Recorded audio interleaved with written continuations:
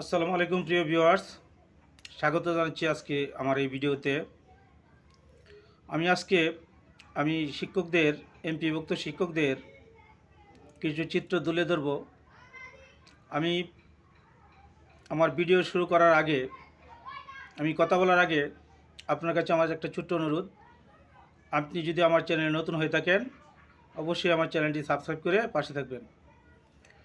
এমপিভুক্ত শিক্ষকদের দ্বিতীয় দফের বেতন ইএফটিতে আসার কথা গত সপ্তাহে, কিন্তু আজও পর্যন্ত আসে নাই। এই জন্য শিক্ষকদের মধ্যে চাপা খুব বিরাজ করছে।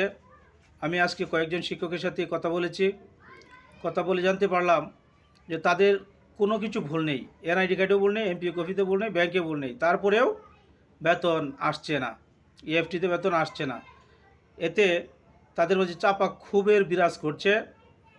এটা যদি কিছুদিনের মধ্যে নিরসন না হয়, তাহলে মনে হয় যে আমেরিকার লস অ্যাঞ্জেলেসের মতো যে দাবানল, এই দাবানলের মতো শিক্ষকরা ফুঁসে উঠছে, যে কোনো মুহূর্তে ছড়িয়ে পড়তে পারে সারা দেশে। তাই আমি মাউসিকে অনুরোধ করব, আপনারা যত তাড়াতাড়ি সম্ভব বেসরকারি এমপিভুক্ত শিক্ষকদের বেতন ভাতার দ্রুত ব্যবস্থা করুন। যদি ভুল ত্রুটি থাকে তাহলে আপনারা অতি দ্রুত এগুলো সমাধান করে শিক্ষকদের বেতন দিয়ে দিন। কারণ এমপিভুক্ত শিক্ষকরা নামমাত্র কয়েক টাকা বেতন পান। এটা অনেকে বেতন বলে না, ভাতা বলে। যাই হোক, এই সামান্য বেতন নিয়ে এমনিতেই নুনান্তে পান্তা ফুরায় এমপিভুক্ত শিক্ষকদের, তার উপর আবার বেতন নাই। আজকে মাসের 19 তারিখ, আজ পর্যন্ত এমপিভুক্ত শিক্ষকরা বেতন পাননি। এই ইএফটির ঝামেলার কারণে আপনারা বেতন দিতেছেন না। এটা হয়তোবা আপনাদের গাফলতি কিনা জানি না, না হয়তো এত লেট করার কথা না।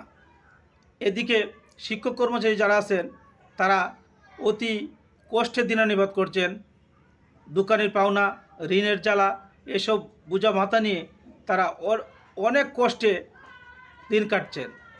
তাই আমি মাউসিকে অনুরোধ করব, আপনারা দ্রুত সম্ভব এমপিভুক্ত শিক্ষকদের যে ইএফটি জটিলতা আছে, সেই জটিলতাকে কাটিয়ে আপনারা যত দ্রুত তাড়াতাড়ি সম্ভব আপনারা এমপিভুক্ত শিক্ষকদের বেতন দিয়ে দিন।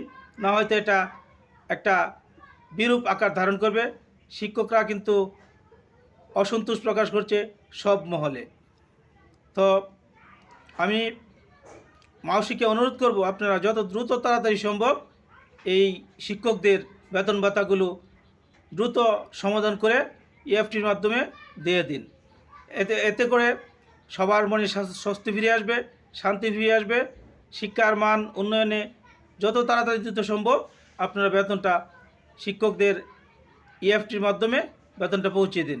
দৈনিক শিক্ষার খবর একটা জানতে পারলাম যে গতকালকে দৈনিক শিক্ষা একটা নিউজ করেছে যে অতি শীঘ্রই দিয়ে দেবে, কিন্তু কোনো তারিখ উল্লেখ করে নাই।